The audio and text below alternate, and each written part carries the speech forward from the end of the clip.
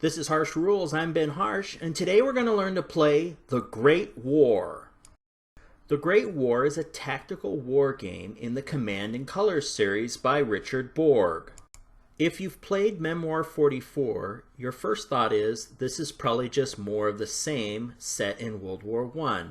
But actually, this game, published by Plastic Soldier Company, incorporates many of the later Command and Colors ideas into this war game. So it's a lot deeper than what you'd expect from Memoir 44.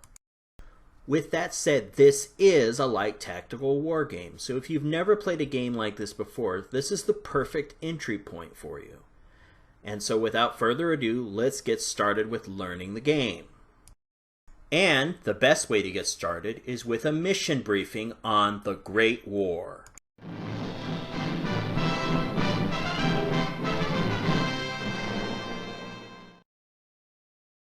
The cause of the Great War is often oversimplified as a political fallout from the assassination of Archduke Franz Ferdinand of Austria, heir to the throne of Austria-Hungary, by Yugoslav nationalist Gavrilo Princip in Sarajevo on the 28th of June 1914. When the assassins and his cohorts were apprehended, of course, they implicated the Serbian government as being behind everything, which led to a lot of political dominoes falling, which eventually caused outright war in Europe. However, a large contributor to the outbreak of the Great War was the outcome of the Franco-Prussian War in 1870s. The Franco-Prussian War ended with Otto von Bismarck unifying much of Europe under Germany. In creating the Second Reich, Germany took Alsace and Lorraine from France. Germany knows it's only a matter of time until French honor requires that they reclaim their lost territory. By stoking the political fires of nationalism, ironclad treaties, and outright paranoia, Kaiser Wilhelm borrows a tactic straight out of Otto von Bismarck's playbook for starting the Franco-Prussian War and goads Europe into an all-out war to justify a preemptive invasion of France. And just how Russia's diplomacy requires them to support Serbia. When Germany invades France, the United Kingdom is equally obligated to help out its neighbor country. Even neutral countries like Belgium get dragged into the war because Germany invades Belgium to get to France. The countries are divided into two groups. Those that are honoring their alliances, or the Allied power, of Britain and France, Russia and Serbia, and the Central powers that are caught in the middle of the conflict, which would be Germany, Italy, and Austria-Hungary. What makes the Great War extremely tragic is that the technology of the 20th century is far advanced from that seen in the Franco-Prussian War. Every war suffers catastrophic loss as last generation's military thinking is forced to adapt with current-day technology. Technology changed the war on every front, from trench warfare to tanks to machine guns and barbed wire to biological weapons. To the sea with more advanced submarines and even aircraft carriers. And most noticeably in the air with various airplanes, zeppelins, and bombs. Richard Borg's The Great War focuses on the trench warfare aspect of World War I, specifically the many clashes of the German and British troops along the Western Front. This is represented on the game board with classic trenches, barbed wire, and no man's land. This tutorial will focus on Scenario 2, which is the Command and Colors opening action 2 that gets you familiarized with this aspect of the war. There are 14 other scenarios that are focused on actual battles of the Great War, but this is a perfect place for us to start. Alright people, get your bits together, it's time to set up the game. Find yourself a spacious area to set up the game. I'm going to use this virtual table for our tutorial. In step 1, you're going to place the game board on the grassy side. In step 2, using the terrain tiles, you're going to build the trench systems that you see here. In step 3, you're going to place the figures. Now I'm using these vassal chits to help us illustrate for the tutorial, but you can place the actual figures. So for every infantry you're going to place 4 figures. For the machine gun crew you have 4 unique figures to place, and the mortar crew you have 4 unique figures. If you're placing a bomber, you will place a regular infantry unit of 4 figures and add 1 bomber figure. Study the locations on the map to know where to place all your figures. Okay, so I'm going to drop down some panes on each side here so we can see each side's unique tokens. As you can see, there are spots for victory medals when we win them. Each side has 10 HQ tokens, and each side has an artillery strength of 4. I've also added some placeholders here to show you the result of each side's dice rolls. In step 5, each side is going to draw 5 command cards and 3 combat cards and place them as you see here. Now we can see both sides, but obviously in a real game you want to keep your cards hidden from the enemy. Now let's get familiar with some of the Great War's mechanics with some gameplay. Scenario 2 has no man's land shelling, so we need to resolve that first. Each scenario will list which rows are affected by no man's land shelling. I've shadowed the rows in this scenario on the board. The British player in this scenario will roll a dice and count over from left to right the number of hexes, placing a shell crater at each stop. This is a neat aspect of the Great War as it changes no man's land from game to game. First we roll a 3, so we count over 3 hexes and it impacts on the machine gun nest. If a shell lands on a unit or on the trench, we do not place a shell crater. We count that space and we roll the dice again. The British roll a 6 and count over and place a shell crater.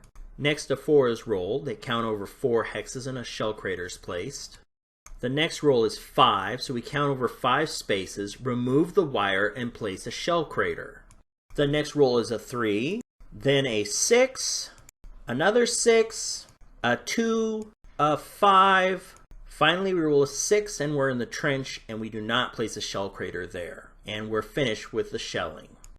Each of the Great War's game turns follows the 4-phase command and color system.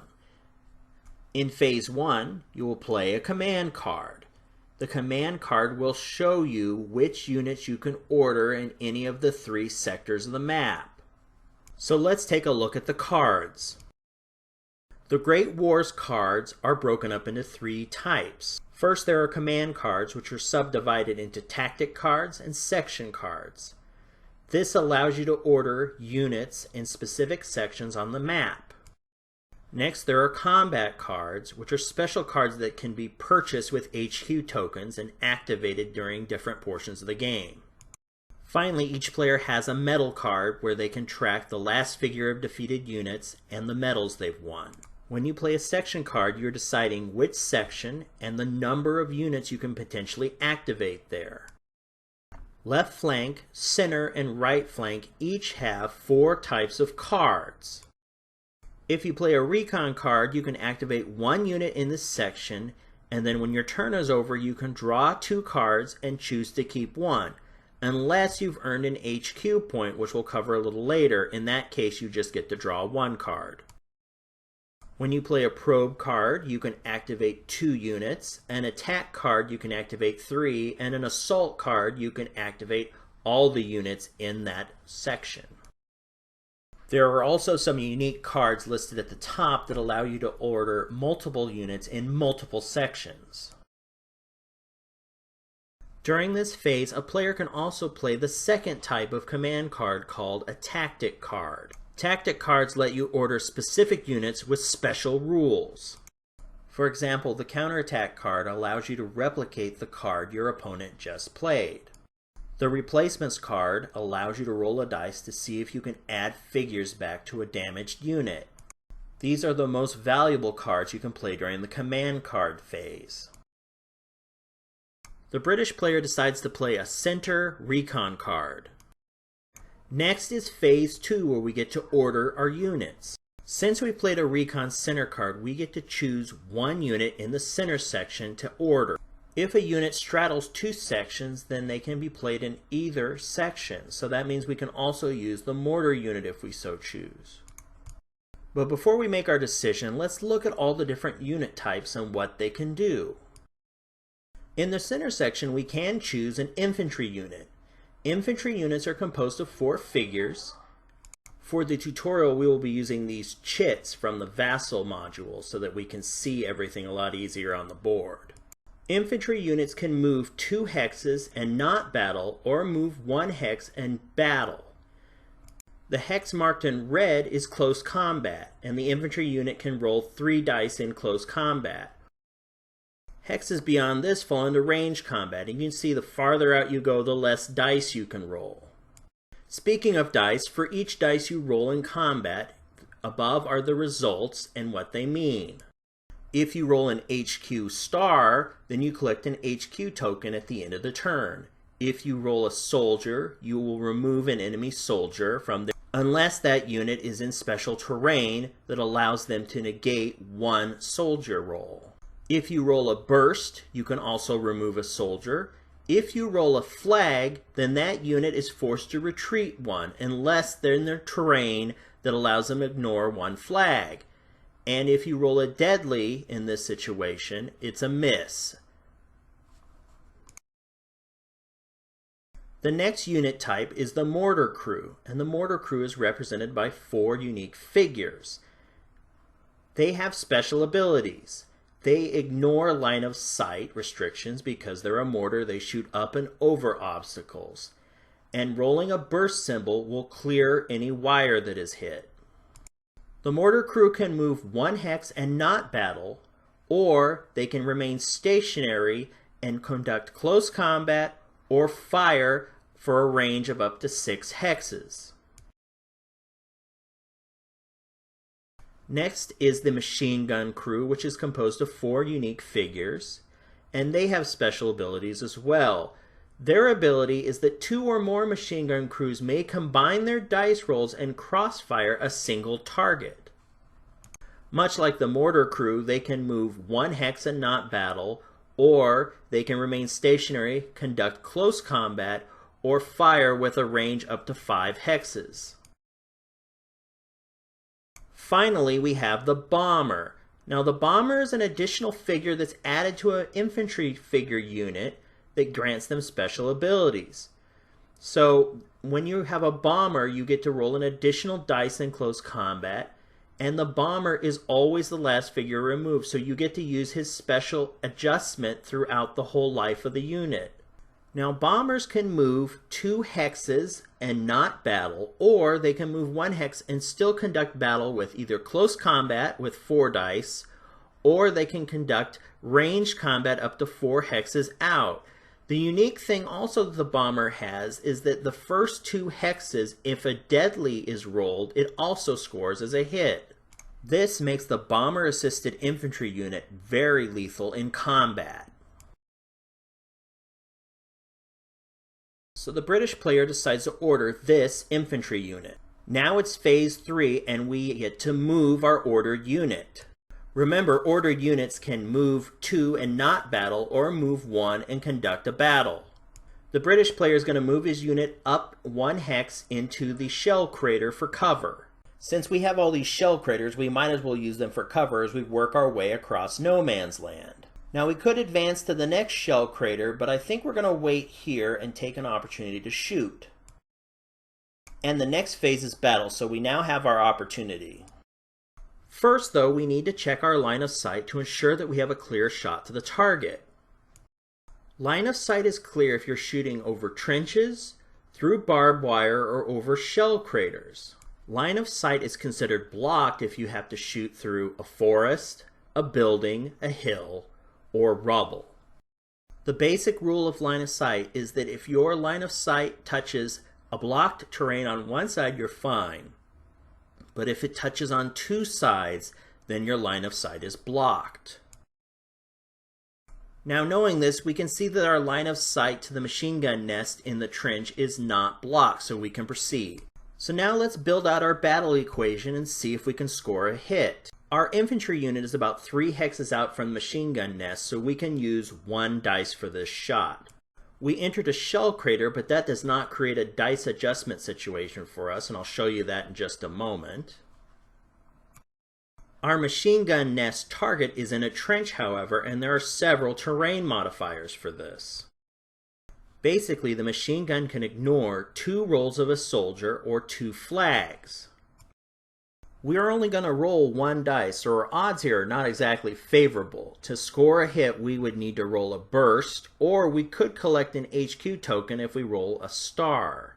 Realistically, this isn't exactly our finest hour here in military tactics, but just relax, this is a tutorial. I've created this chart to show you all the different terrains and the different impacts it has in the Great War.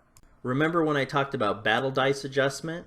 Well, we're in a shell crater which doesn't have that disability, but if we'd crawled into wire, or we were in a forest or a building, and we had just moved in, then we would have to remove 1 of our battle dice. So basically we couldn't have made that shot at all. You can also see the benefits the enemy machine gun nest has being down in the trench. They have excellent cover.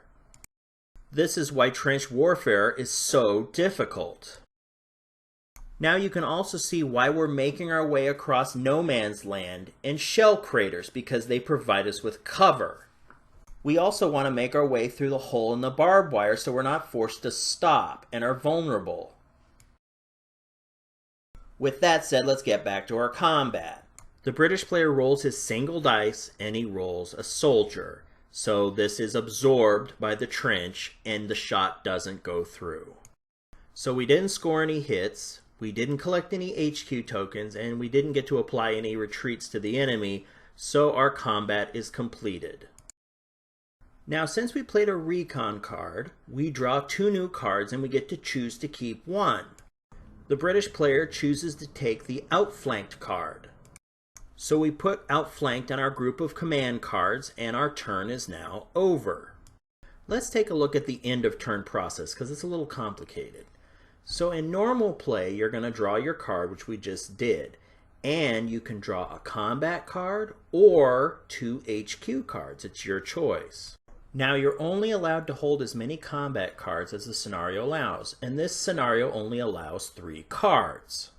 So if I choose to draw another combat card, I'm also forced to discard 1 to stay within my limit.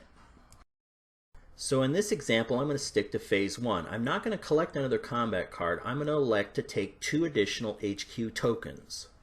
Now we switch over to Germany's turn.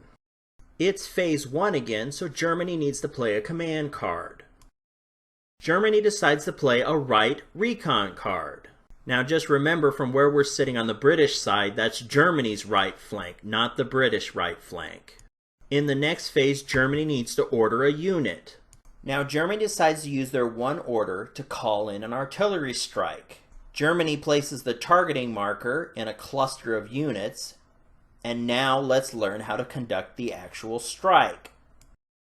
In each scenario, an artillery strength is assigned to both sides. In scenario 2, the British artillery strength is 4 and the German artillery strength is 4. Artillery strength tells you the maximum amount of dice that you can buy with your HQ tokens. Those purchased dice are then rolled to decide where the shots land. For this example, we're going to purchase the maximum amount of dice, which is 4 with 4 HQ tokens. In the first example below, the all singles example, we roll the dice and match the results up to the numbers on the targeting template. When you roll all singles, you do not score a direct hit. Instead, you roll a battle dice for each hex that is marked by a regular dice. If you roll a double, then you get to roll 2 battle dice for the inside hex as well as the outside. You also get to roll the other single dice on the outside. If you roll a triple, it's the same rules, except now you add a shell crater to the center hex. So the German player purchases 4 dice and rolls them. He gets 2 6s and 2 5s, so 2 doubles. So that means he's going to get to roll 2 battle dice on the outside in 2 spots, and then 4 dice on the inside.